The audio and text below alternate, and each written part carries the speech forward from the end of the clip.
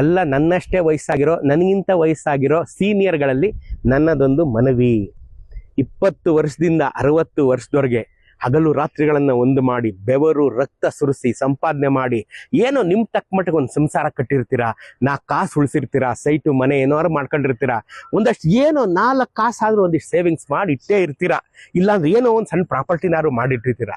ವಯಸ್ಸಾಗಿದೆ, ಮಗ ಸೊಸೆ ಬಂದಿದ್ದಾರೆ, ಮಗಳು ಅಳಿಯ ಬಂದಿದ್ದಾರೆ, ಎಲ್ಲರೂ ಇದ್ದಾರೆ. ನೀವು ಈಗ ರಿಲ್ಯಾಕ್ಸ್ ಮಾಡೋ ಕಾಲ, ರಿಲ್ಯಾಕ್ಸ್ ಮಾಡ್ತಾ ಇದ್ದೀರಾ. ನಿಮ್ಗೆ ಸಣ್ಣ ಪುಟ್ಟ ಹುಷಾರ್ ತಪ್ಪುತ್ತೆ, ಆಸ್ಪತ್ರೆಗೂ ಅಲ್ಲಿಗೆ ಇಲ್ಲಿಗೆ ಹೋಗಿ ಬರ್ತೀರಾ. ಕರೋನಾ ಕಾಲ, ಯಾವತ್ತು ಯಾರು ಟಿಕೆಟ್ ತಗೋತಾರೆ ಗೊತ್ತಾಗ್ತಾ ಇಲ್ಲ ಈಗ. ಸೊ ನಿಮ್ಗೆ ಮನ್ಸಲ್ಲಿ ಒಂಥರ ಅಳುಕಿರುತ್ತೆ. ನಾನು ಚೆನ್ನಾಗಿದ್ದಂಗೆ ನಾನು ಆಸ್ತಿನೆಲ್ಲ ಮಕ್ಳಿಗೆ ಹಂಚ್ಬಿಡ್ಬೇಕು, ನಾ ಚೆನ್ನಾಗಿದ್ದಂಗೆ ನನ್ನ ಬ್ಯಾಂಕ್ ಬ್ಯಾಲೆನ್ಸ್ ಎಲ್ಲ ಇನ್ನೊಬ್ರಿಗೆ ವಹಿಸ್ಬಿಡ್ಬೇಕು, ನಾ ಚೆನ್ನಾಗಿದ್ದಂಗೆ ಎಲ್ಲ ವಹಿಸ್ಬಿಟ್ಟು ಎಲ್ರಿಗೂ ಕೊಟ್ಬಿಟ್ಟು ನಾನು ರಿಲ್ಯಾಕ್ಸ್ ಆಗ್ಬಿಡೋಣ. ತಪ್ಪು ತಪ್ಪು, 100% ತಪ್ಪು.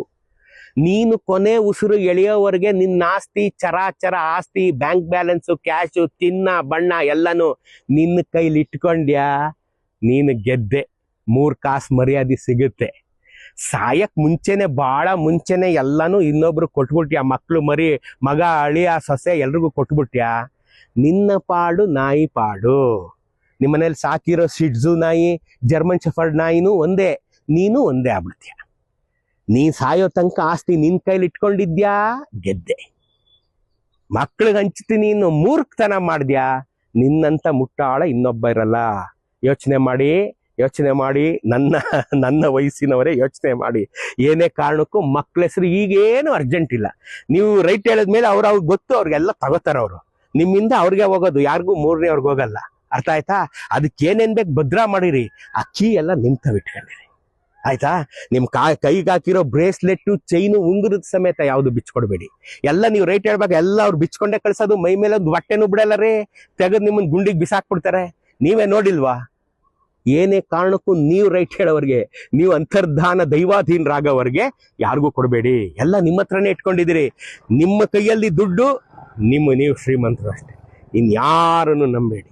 ಮಗ ಸೊಸೆ ಇರ್ಬೋದು, ಮಗಳು ಅಳಿಯ ಇರ್ಬೋದು, ಇನ್ನೊಬ್ರು ಇರ್ಬೋದು, ನಿಮ್ಮ ಕೈಲಿ ಇಟ್ಕೊಂಡಿದ್ರ ನೀವು ಸುಖವಾಗಿರ್ತೀರಾ, ಕಾನ್ಫಿಡೆಂಟ್ ಆಗಿರ್ತೀರಾ. ಐ ರಿಪೀಟ್, ನೀವು ಕಾನ್ಫಿಡೆಂಟ್ ಆಗಿರ್ತೀರಾ. When you have money you are confident.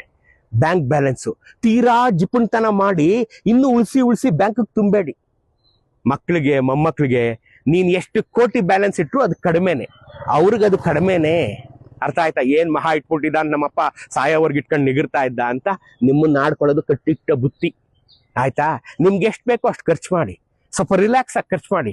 5 ರೂಪಾಯಿ ಖರ್ಚು ಮಾಡೋ ಕಡೆಗೆ 7 ರೂಪಾಯಿ ಖರ್ಚು ಮಾಡಿ. ಯಾಕೆಂದ್ರೆ ಅದು ನೀವು ದುಡಿದ ದುಡ್ಡು, ನೀವು ಅನುಭವಿಸಿ. ಮಕ್ಳಿಗೆ ನೀವು ಓದಿಸಿದೀರಾ ಕಣ್ರಿ, ಕೆಲಸ ಕೊಡ್ಸಿದೀರಾ, ಅವ್ರು ದುಡ್ಕೊಂಡು ಅವ್ರು ಬದುಕ್ತಾರೆ. ನಿಮ್ ನಂಬ್ಕೊಂಡೇ ಬದುಕ್ತಾವ್ರ ಅವರು? ಇಲ್ಲ ತಾನೇ?